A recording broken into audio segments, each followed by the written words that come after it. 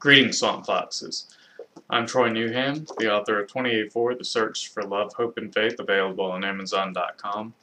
This week's message from Moses is going to be about common sense control measures to save children's lives. Last year, 20 young children died, and all because of the proliferation of these. And it disgusts me that we live in a country where people believe that they have a right to 5-gallon plastic buckets. I know the founding fathers said that we had a right to these buckets, but they could never foresee that so many children would die. They would never foresee the plastic industry taking off, that they could make this many cheap buckets and it would be in the hands of just the common layperson.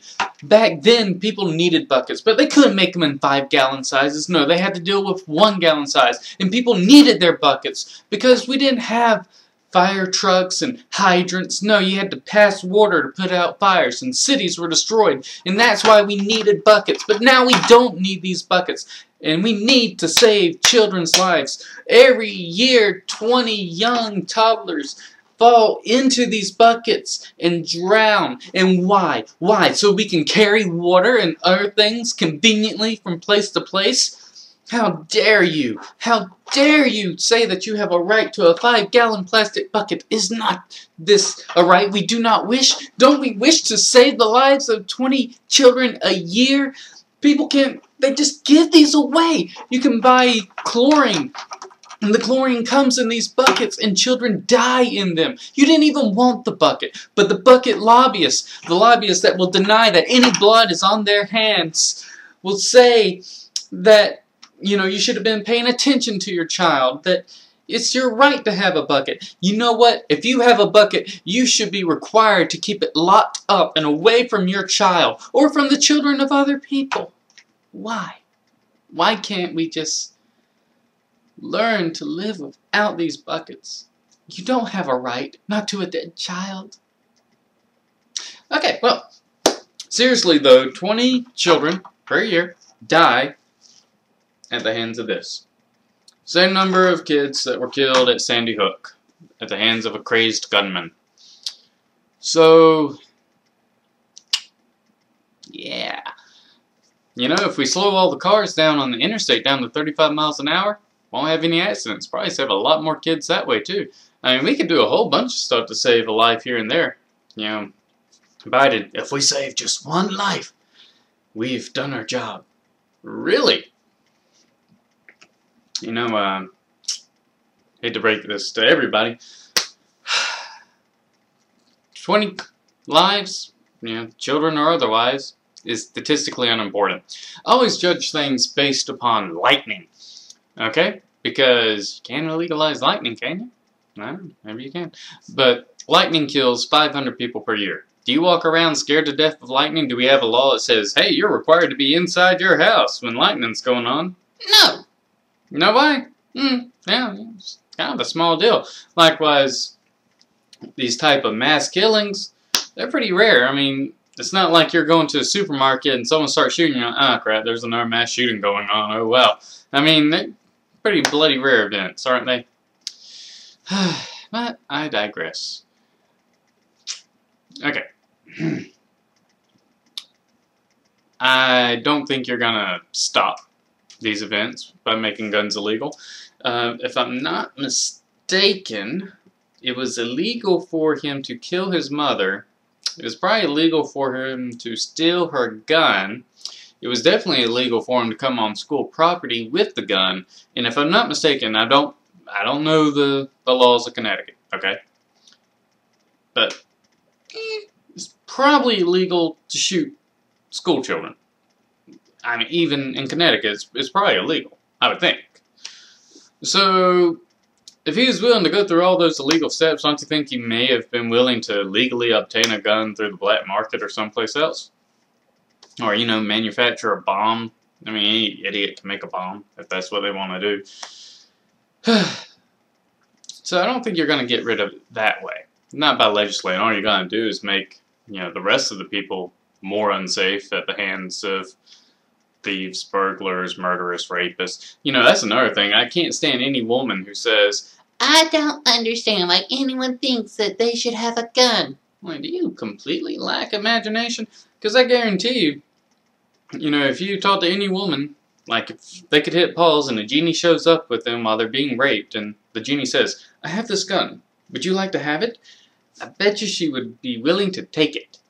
Right?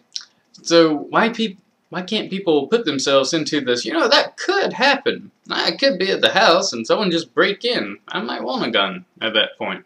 I don't understand people with a complete lack of imagination at this point. But all that being beside the point, the last thing I want to talk about is the true meaning behind the Second Amendment. Okay? Because the Second Amendment is merely to protect us from a government run amok, and ours has gone amok. But it's there to protect us from martial law and, you know, them coming after us and blah blah blah. And people will say, well, what are you going to do when they come down with tanks? You know, the Russians and the French during World War II, they came up with ways of blowing up tanks. It's not that big of a deal.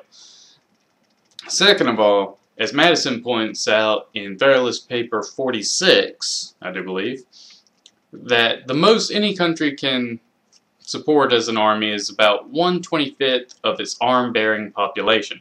So that means that should the government decide to oppress us using the military, it's 1 to 24 odds. Those aren't very good odds. Second of all, when the military is sent to oppress people, just look at the Middle East and other places in the world and you can see this playing out. You know, you might not like oppressing your fellow citizen. It might leave a bad taste in your mouth. But you know what leaves a worse taste? Them shooting at you and you having to shoot back and actually kill your fellow citizen. And if that's the case, I don't think our military would stand for it, and they would rebel as well if it came down to that point. And so the Second Amendment is there as the ultimate defense for our freedoms and liberties. It's not to be taken lightly, and I'm not saying, oh, let's all rebel right now. No, but it's there. And the threat that it is there keeps them in check, and it keeps them from saying, you know what, let's just send the army out there. Because they know that there's only so far they can push the American people. And so, you know, I'm a big proponent of the Second Amendment. I believe you have a right to defend yourself, and I believe you have a right to defend your rights and freedoms. And that's what it's there for. And you know what? People are going to die. Obesity kills 300,000 people per year. Okay, should we make fatty foods illegal? Should we enforce exercise regimes? You know that's actually happening in Britain. They can prescribe that you have to go exercise. Cigarette smoke kills over 400,000 people a year. Why aren't those illegal? Drunk driving kills 12,000 people per year. Why isn't that illegal? Illegal drugs kill 29,000 people per year. What? Oh, wait, they are illegal. And yet people still die, don't they? And people still can get drugs. Crazy, right? What are you going to do? Alright. Again, I'm Troy Newham. I'm the author of 2084, The Search for Love, Hope, and Faith. And, you know, they take the guns away in here as well. And they always tell you, you know, it's for the good of the children. It's for the future. It's for the best. It's for the common good. Totally read it. You'll enjoy it.